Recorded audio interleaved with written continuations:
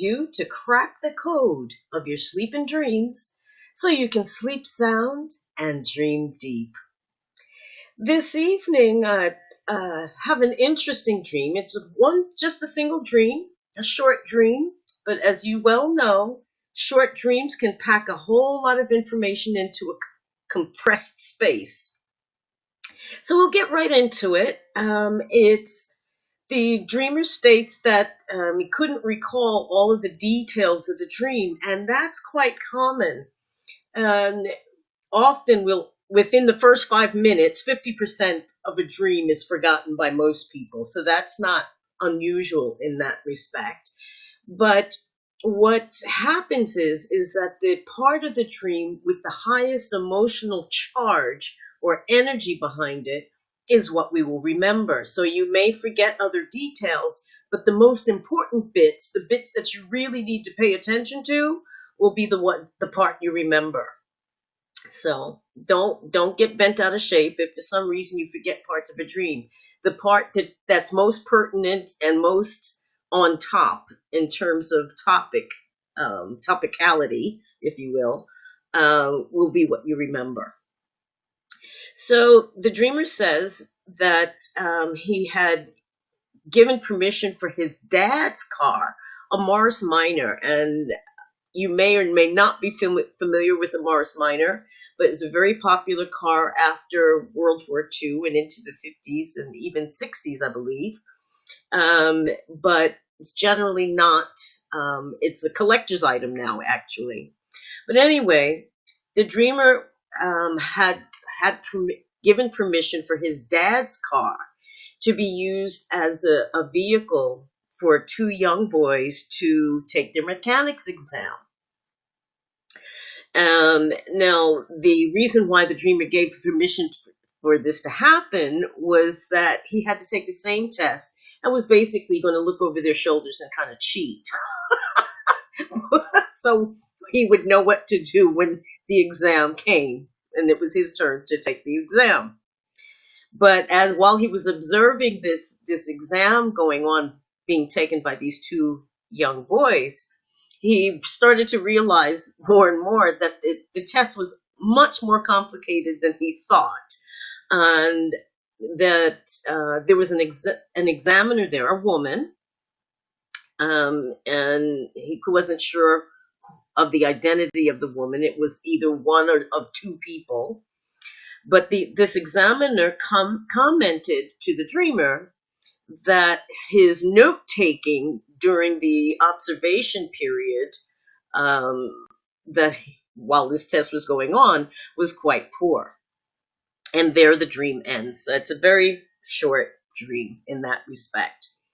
But as always, there's a lot of bits and elements that can be looked at to pull out more information, starting with the father's car. Now, why he would have permission to use his father's car in that way is unknown. Maybe the car had been given to him by his dad, don't know. But in any case, it was his father's car. Now, cars or vehicles or modes of transport more generally can represent our journey through life. Sometimes we're on foot, sometimes we're taking the bus, sometimes we're on a plane, sometimes we're just flying. But how we get someplace in a dream usually represents or often represents the speed at which we're moving and how we're moving. In this case, there's no movement as such. The car is stationary for this exam, one would assume. I mean, I wouldn't want to be messing around with an engine while it's running, quite frankly. But this implies, in a sense, that the dreamer is acting under someone else's agency or acting on behalf of someone else. So he's not running under his own power. He's not running under his dad's power either, sort of, but he has access to that that mode of transport, that vehicle, that means of moving around. And psychologically, that could mean that there may be some influence in how the dreamer operates or moves through life that may be related to his father in some way. Now, the other thing is that the children, I found it interesting that these were two young lads, as the dreamer says, that were taking this exam. And what popped into my head later today, when I had a chance to kind of look at this before going on the air, was the expression, "and a child shall lead them," or in this case, children. And I wonder if those children are some shadow aspects of the dreamer, younger aspects of the dreamer, perhaps. Things from younger days, whether it be childhood. It would be interesting to find out just how old those two boys were. And the other thing is, does this perhaps with life, as I do know, has children.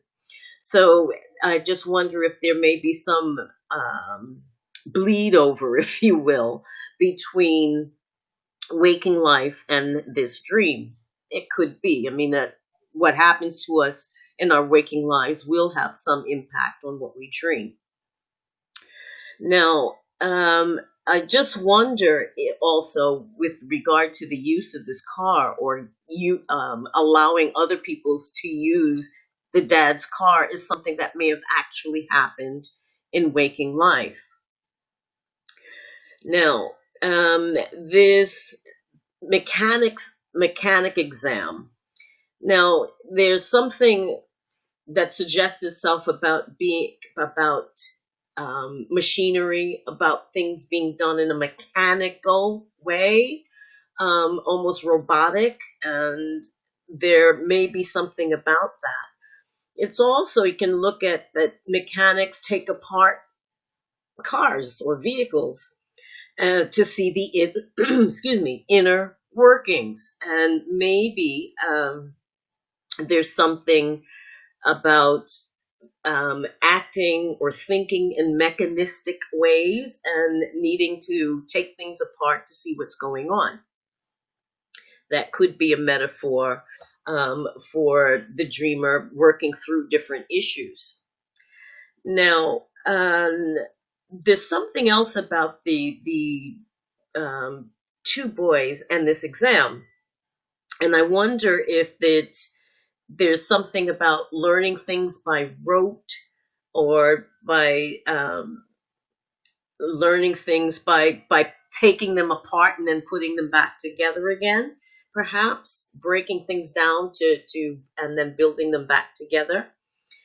I just wonder if there might be, again, because kids have started going back to school, if there's something about from waking life about taking children to school that may be at work here. And I wonder also if they're fine. I know kids have been missing out on exams, and they're trying to get them through the exam period now. And if I wonder if that may be also having an impact and featuring in this dream, whether the exams be for the children themselves or for the adults. Now, I found it interesting that the dreamer was observing this exam. I would imagine usually when kids are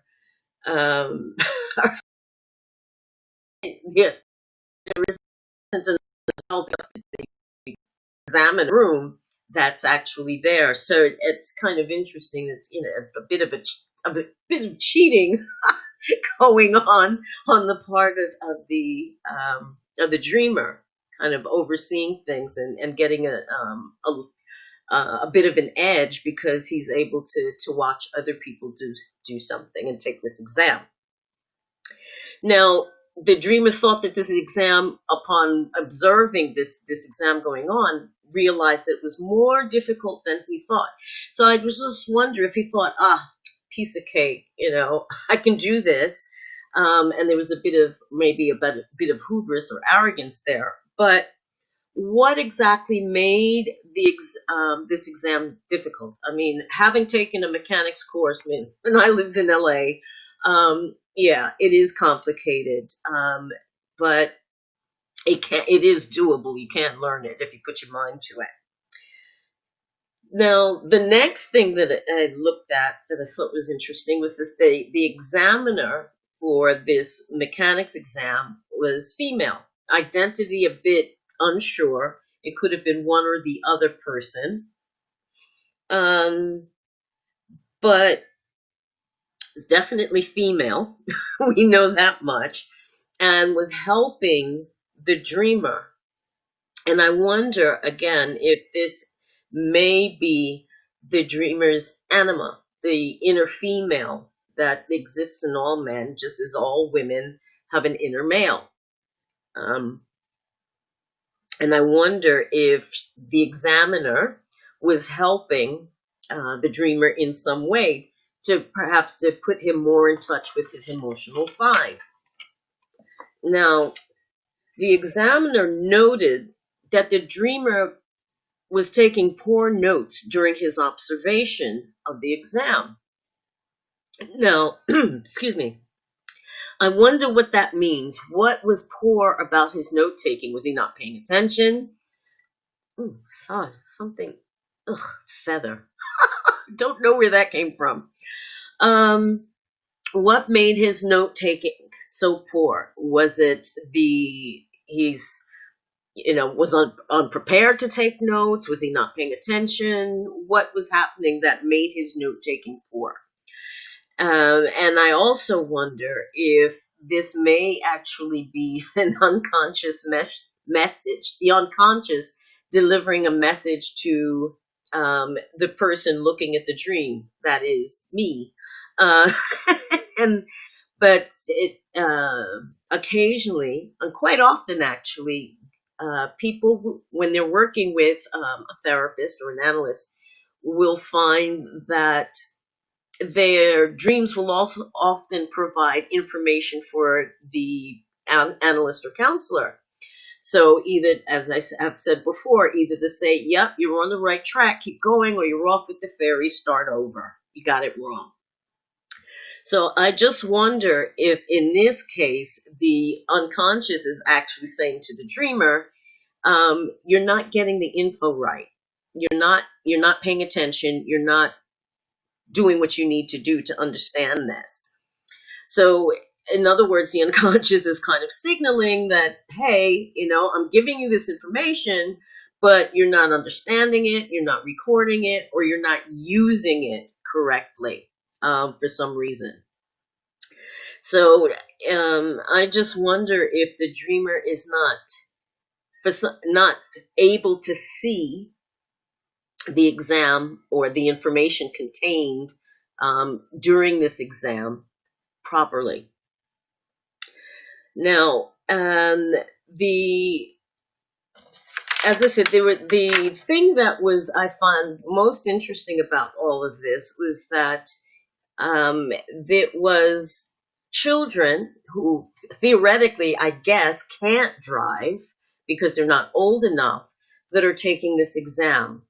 So, I mean, is this a kind of a precursor? They're learning about cars before they actually are able to drive them?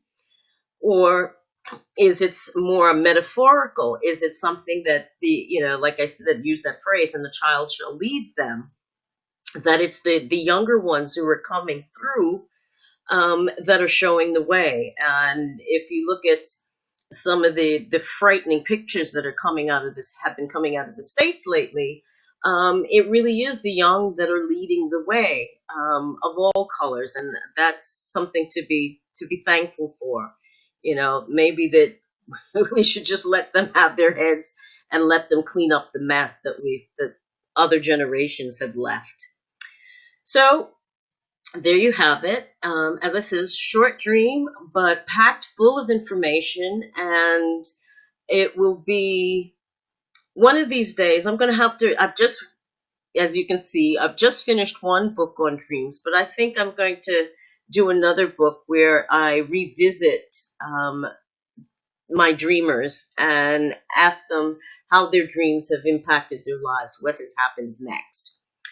So there you have it, good people. That is it from me for tonight. Thank you so much for watching and listening. As I say, I do have a new book that is going to be launched in a few weeks, both on Kindle and in paperback form. An audio version will come at some point, and somebody has even asked if I will be translating it into Spanish. That's another project for me.